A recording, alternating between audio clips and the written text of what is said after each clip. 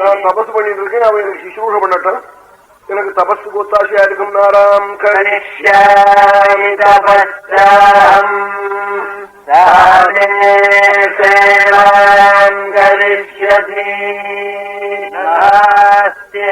ராஜா என்ன பண்ணினான், தரையன்னோ தல்லேன்னோ ஒண்ணும் சொல்லலையா, ஒண்ணுமே புரியலையா ராஜாக்கு. எத்தனை சிரமமான தர்ம சங்கடம் பாருங்க, இதெல்லாம் தான் தர்ம சங்கடம்னு பேரு. அவருடைய சாபத்தினால எல்லாருக்கும் வயிறு உப்பி போச்சு. வயிறு உப்புசம் பண்ணணும்னா அவரும் பொண்ணை கொடுங்கிறார் கழகர். பொண்ணை எதுக்குன்னு கேட்கிறாருன்னா சிசுரூடு பண்ணணும், கையை பிடிச்சி அழிச்சுன்னு போகணும், அதுக்கு ஒரு ஆள்ல அவங்க பொண்ணு இருக்கணும்னு கேட்கிறார். இப்ப பொண்ணை கொடுக்கறதா, தேசம் முழுக்க வந்திருக்கிற ஆபத்தை போக்கிக்கிறதா? அந்த ராஜா ரொம்ப கவலைப்பட ஆரம்பிச்சுட்டார். ஏன்னா ஒரு பெண்ணுடைய வாழ்க்கையே கெடுத்து பண்ணும் இந்த கணவனை கொடுத்து, அது தேவையா இல்ல எல்லாரும் போயிட்டு தேவையான்னு இப்படி ராஜா கவலைப்பட ஆரம்பிச்சுட்டார். அதனால என்ன பண்ணினா, தர என்னோ தல்ல என்ன ஒண்ணும் சொல்லலையா,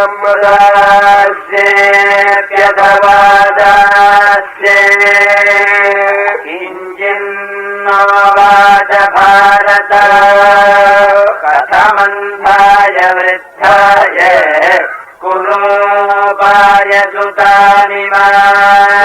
மந்திரிகள் எல்லாம் வச்சுன்னு யோஜனை பண்ணினான். பத்னி மந்திரிகள் எல்லாரையும் கூப்பிட்டு என்ன யோஜனை பண்ணினான், அவரோ கண் தெரியாதவர், ஏதோ கண் தெரியலன்னா யௌவனம் இருந்தாலாவது கொடுத்து விடுவோம்னா விருத்தர், அதோட கூட குரூபி தபசு பண்ணி பண்ணி உடம்பெல்லாம் அடையாளமே ஒன்றும் தெரியல. கதமந்தாய விருத்தாய குரூபாய சுதாமிமாம் சுகாத்தாய புத்ர்யா சம்சாரஜம் சுகம். ஒரு தகப்பன் தன்னுடைய நலத்துக்காக ஒரு பெண்ணை கொண்டு போய் அவளுக்கு யௌவனத்தை அடைய வேண்டிய சுகம் இல்லாமல் உள்ள ஒரு கழவனை கொண்டு போய் கொடுத்தான்னா அவன் தகப்பனா, அவன் சத்ரு இல்லையா? அவன் இது மாதிரி செய்யலாமா?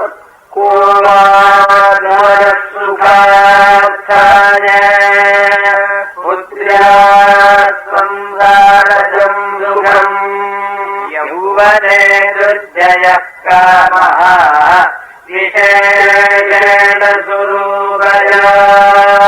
யௌவனே துர்ஜய காமஹ விசேஷேண சுரூபயா. யௌவன காலத்துல காமத்தை அடக்கிறது ரொம்ப சிரமம், சாமான்யமான உள்ள வாழ்க்கை. அதுலயும் நல்ல அழகு வாய்ந்த பெண்ணாயும் இருந்து யௌவனமும் இருந்தது. ஏன்னா காமத்தை என்னமா ஜெயிக்க முடியும்? ஆத்மதுல்யம் பதிம் விமுக்தம் விலாசனம். ஆத்மதுல்யம் பதிம் ரூபவானான பர்த்தாவை அடைஞ்சாலே ஒருவாறு காமம் சாந்தி அடையும். அதுலயும் வயதான கழவனை போய் கல்யாணம் பண்ணிட்டு திவ்ய ரூபவதியான ஒரு ஸ்திரீ, அவன் என்ன சுகத்தை அடைய முடியும்? கண்ணும் இல்லாதவர் அந்தர், அவர் ரத்ன கொண்டு போய் கொடுத்து என்ன பண்றதுன்னு ராஜா இப்படி பல பிரகாரமா யோஜனை பண்ணி அகல்யை ஏமாத்தி பிள்ளையா இந்திரன் அவனுடைய ரூபத்தை பார்த்து அது மாதிரி தோஷங்கள் வந்துட்டா என்ன பண்றதுன்னா அகல்யா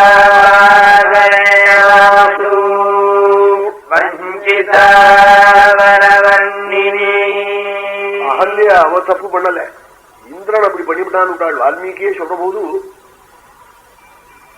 மதிஞ்சகார துர்மேகா தேவராஜ குதூகலாத், ரிஷி வேஷம் போட்டுக்கிண்டு இது புராணாந்தரத்துல அவன் காக்காயா கத்தி ராத்திரி 2 மணிக்கு காக்கா ஹத்தி விடுத்து ஸ்நான காலம் நினைச்சு அவர் பரவட்டு போட்டார்னு விட்டாள். ராமாயணத்துல காக்கா ஹத்தினதான் சொல்லல. அப்புறம் அவர் ஸ்நானத்துக்கு பரவட்டு போன போது இவன் ரிஷி வேஷம் போட்டு இந்திரன் ஆல்கிட்ட இடமுடல் பண்ணி நம்ம பர்த்தாவா அல்லது வேஷம் பூண்டு வந்தவனான்னு யோசனைக்கு இடமில்லாம பண்ணிவிட்டானா அகல்ய. அவனுடைய பிரஜை தவறும்பியா பண்ணிவிட்டான். இன்னும் வால்மீகியே மதிஞ்சகார துர்மேகா, அவனுடைய பிரஜை தவறி போச்சு. இப்போ இந்த நாள்ல திருடுறதுக்கு ஒண்ணு வச்சிருக்கான ஒரு பொடி போட்டு பாக்கெட்ல இருக்கிற இடத்துல போடுறாங்க. எத்தனை தப்பு பாருங்க, எடுத்துட்டு போய் நல்லா இருப்பானா அப்படி எல்லாம் பண்ணி ஒரு ஜீவனை தப்பு பண்ணி ஒரு பணத்தை அடைஞ்சுட்டு அவன் க்ஷேமத்தை அடையணும். இது மாதிரி துர்புத்தி எல்லாம் நம்ம தேசத்துல கிடையாது. மிந்தி இதெல்லாம் பேப்பர்ல வந்து பார்த்து பார்த்து எல்லாருமா அப்படி கத்துக்கிறாங்க. தப்பது மாதிரி செய்யறது அது எத்தனையோ கெடுதல் எல்லாம் கொடுக்கும். அது மதிஞ்சகார துர்மேகாக தேவராஜ குதூகலாத்துனார் வால்மீகி. அப்படி அவள் இந்திரன் அகல்யை கெடுத்துட்டு போயில்லையா, அவள் சித்தத்தை மாத்தி அவளுக்கு ஒன்றும் புரியாம பண்ணி அவளை இது பண்ணி பிள்ளையா அந்த ரூபத்துக்காக அது மாதிரி எல்லாம் வந்து விடுமே. எல்லாம் கவலைப்பட்டானாம் ராஜா.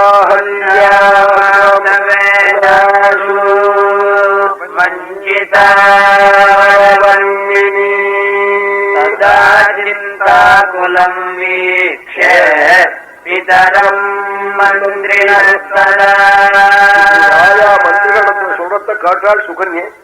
கேட்டு மந்திரிகளும் கவலைப்பட்டாள்.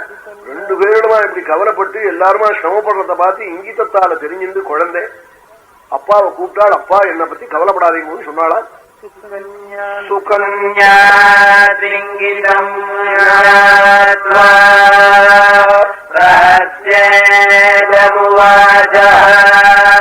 சிரிச்சுண்டு சந்தோஷமா அப்பாவை பார்த்து சொன்னாளா. இங்கிதம் தெரிஞ்சுண்டு சுகன்யா திங்கிதம்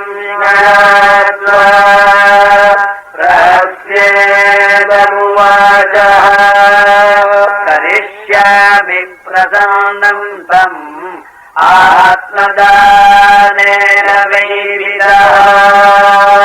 சொன்னாலாம். அவர் கோபத்தெல்லாம் நான் போக்கிப்படுறேன், என்ன அவருக்கு தானம் பண்ணுங்கள், நீங்கள் என்ன அவருக்கு நான் அர்ப்பணம் பண்ணிவிடுறேன், நீங்க தானம் பண்ணிவிடுங்கள், அவர் கோபங்கள்லாம் போய் க்ஷேமம் உண்டாயிடும் நாளாம். கரிஷ்யாமி பிரசன்னம் தம் ஆத்மதானேன கரிஷ்யசி ஜனார்த்தஸ்ய க்ரோதனஸ்ய ஜரையினால பீடிக்கப்பட்டவர் பரம கோபிஷ்டர். அவர் மனச நான் குளிரும்படியா பண்ணிவிடுறேன் நாளாம். கரிஷ்யசி ஜனார்த்தஸ்ய க்ரோதனஸ்ய விசேஷதः.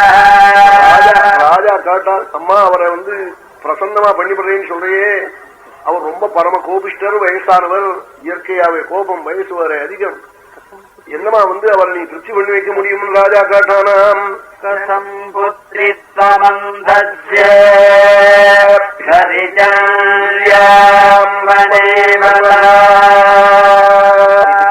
புத்ரி பிரதாதவ்யா வயோஜ்ஞாதிபலாய பித்ரா புத்ரி பிரதாதவ்யா